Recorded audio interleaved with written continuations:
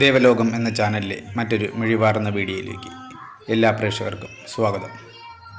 ഇന്നത്തെ വീഡിയോ വളരെ യാദൃശ്ചികമായി ഞാൻ കണ്ടെത്തിയ അപൂർവങ്ങളിൽ അപൂർവമായ ശ്രീ വാരാഹി ദേവിയുടെ പ്രതിഷ്ഠയുള്ള തിരുവനന്തപുരം ജില്ലയിലെ ഒരു ക്ഷേത്രമാണ്.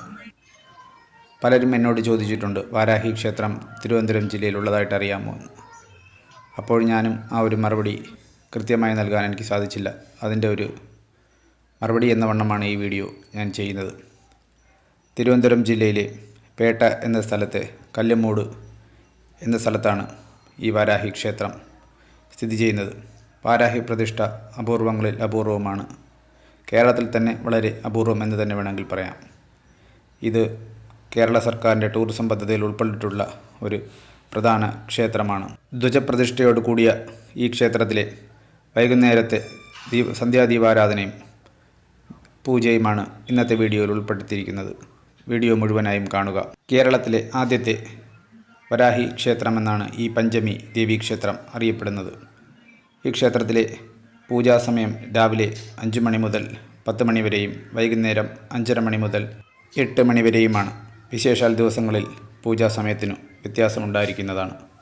ക്ഷേത്രത്തിലെ പ്രധാന വഴിപാടുകളിലൊന്നായ അകൽ വിളക്കുകളും നാളികേര വിളക്കുകളും ഭക്തർക്കായി ഇവിടെ ഒരുക്കി വെച്ചിട്ടുണ്ട്. അകൽ വിളക്കുകളും നാളികേര വിളക്കുകളും തെളിയിച്ച് ക്ഷേത്രത്തിന് ചുറ്റും ഒരു വലം വന്ന ശേഷം ദേവിക്ക് മുന്നിൽ ആരാധിക്കുക, അതായത് നമ്മൾ തന്നെ അർച്ചന കാണിക്കാവുന്ന ഒരു ക്ഷേത്രമാണ് ഇത്. അതിനായുള്ള സൗകര്യം ഇവിടെ ഒരുക്കിയിട്ടുണ്ട്. വൈകുന്നേരങ്ങളിലെ പൂജയാണ് ഈ ക്ഷേത്രങ്ങളിൽ പ്രാധാന്യം.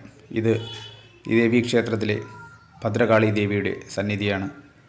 ക്ഷേത്രത്തിൽ ഭദ്രകാളിയെ കൂടാതെ അയ്യപ്പൻ, നാഗർ, അതിൻ്റെ പിന്നിലായിട്ട് നാഗർ തുടങ്ങിയ പ്രതിഷ്ഠകളും ശ്രീകോവിലിന് വെളിയിലായിട്ടുണ്ട്. ശ്രീഭക്തരാണ് കൂടുതലും ക്ഷേത്രത്തിൽ എത്തിച്ചേരാറുള്ളത്. അവരുടെ ആഗ്രഹ സാഫല്യീകരണത്തിനും മറ്റുമായിട്ട് അവർ അകൽ വിളക്കുകളും നാളികേര വിളക്കുകളും തെളിയിച്ചുകൊണ്ട് അവർ ക്ഷേത്രത്തിനുള്ളിലേക്ക് പോകുന്നു. ഇനി വരാഹി ദേവിയെക്കുറിച്ചുള്ള ഐതിഹ്യങ്ങൾ ഒന്ന് പറഞ്ഞു തരാം. ഒരു പന്നിയുടെ തല വഹിക്കുന്ന 7 മാതൃദേവതകളുടെ കൂട്ടമാണ് വാരാഹി. മറ്റു സ്ഥലങ്ങളിൽ പല പേരുകളിൽ അറിയപ്പെടുന്നെങ്കിലും കേരളത്തിൽ വാരാഹി എന്ന് തന്നെയാണ് അറിയപ്പെടുന്നത്. ദേവിയുടെ മറ്റ് പേരുകൾ വാർത്താളി, ദണ്ഡിനി, ദേവി, വൈറൈ, ബാരാഹി എന്നിങ്ങനെയാണ്. ഈ പഞ്ചമി ദേവി ക്ഷേത്രത്തിലെ വിശേഷാൽ പൂജകൾ പറഞ്ഞു തരാം. എല്ലാ മാസവും മലയാള മാസം 1-ാം തീയതി കൂട്ടഗണപതി ഹോമം രാവിലെ ഉണ്ടായിരിക്കുന്നതാണ്. എല്ലാ പൗർണമി ദിവസവും വൈകുന്നേരം 7 മണിക്ക് ദേവിക്ക് ഭഗവതി സേവയും കുങ്കുമാഭിഷേകവും ഉണ്ടായിരിക്കുന്നതാണ്. ഇത് ക്ഷേത്രത്തിൻ്റെ പുറത്തുള്ള കാഴ്ചയാണ്. ക്ഷേത്രത്തിൻ്റെ പുറത്ത് കലാപരിപാടികൾ നടത്തുന്നതിനായിട്ടുള്ള സ്റ്റേജും ഒരു ചെമ്പക മരത്തിൻ്റെ തറയും ഉണ്ട്. ക്ഷേത്രത്തിലെ 2025 ഉത്സവ അശ്വതി മഹോത്സവം എന്നാണ് അറിയപ്പെടുന്നത്. അത് ജനുവരി 30-ാം തീയതി കൊടിയേറി ഫെബ്രുവരി 5-ാം തീയതിയിലെ വലിയ ഗുരുതിയോടുകൂടി ഉത്സവ ചടങ്ങുകൾ അവസാനിക്കുന്നതാണ്.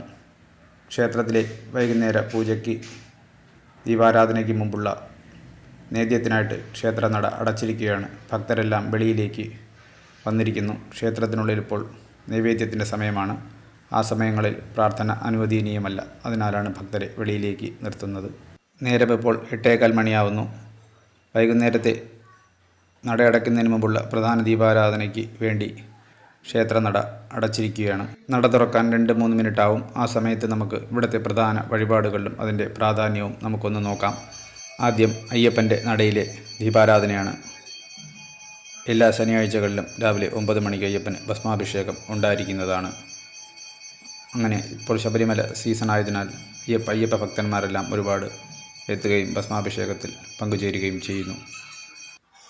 ദീപാരാധനയ്ക്ക് മുമ്പായിട്ട് പ്രധാന നടയിൽ, അതായത് വാരാഹി ദേവിയുടെ നടയിൽ നട അടച്ചിരിക്കുകയാണ്.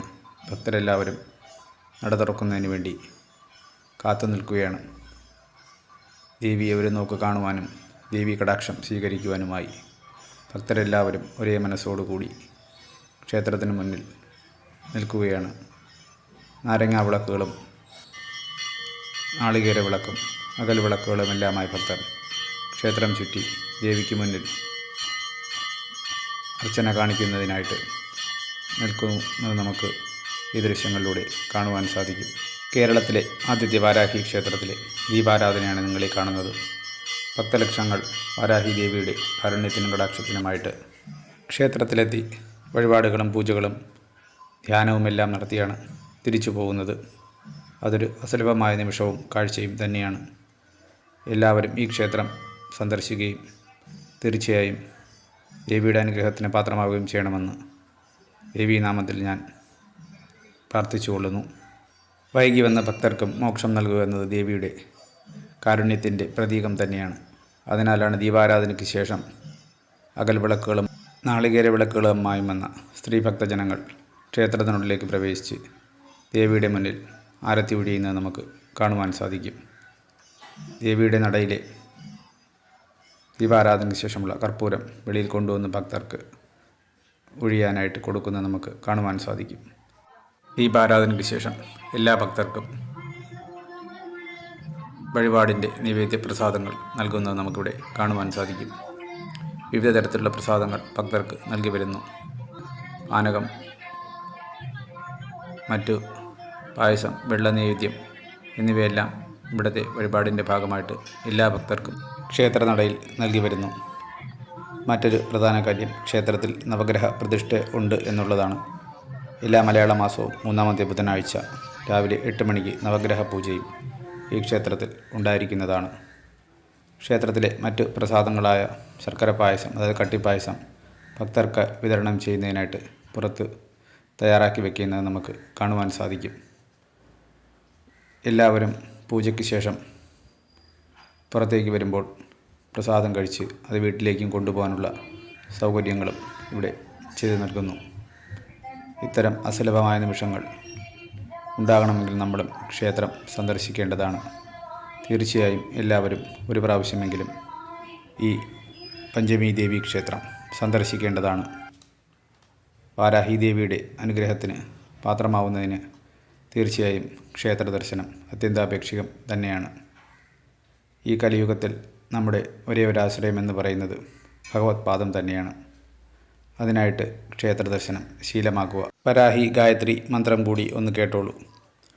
ഓം വരാമുഖി വിദ്മഹേ ദണ്ഡഹസ്തായ ധീമഹി തന്നോ ദേവി പ്രചോദയാത്. ഈ മന്ത്രം കൂടി ഒന്ന് സ്വായത്തമാക്കുന്നത് നന്നായിരിക്കും. ഈ ക്ഷേത്രത്തെക്കുറിച്ചുള്ള പൂജാവിവരങ്ങളും സമയങ്ങളും എന്ത് സംശയമുണ്ടെങ്കിലും കമൻറ്റ് ബോക്സിൽ എഴുതി ചോദിക്കുക. തീർച്ചയായും മറുപടി നൽകുന്നതായിരിക്കും. ക്ഷേത്ര സംബന്ധമായ വീഡിയോകൾക്കായിട്ട് ദേവലോകം എന്ന ചാനൽ സബ്സ്ക്രൈബ് ചെയ്യുക.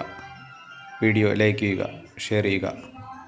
നിങ്ങളെപ്പോലെ മറ്റുള്ളവർക്കും ഈ വിവരം പകർന്നു നൽകുക. ഓം വരാഹി ദേവി നമഃ.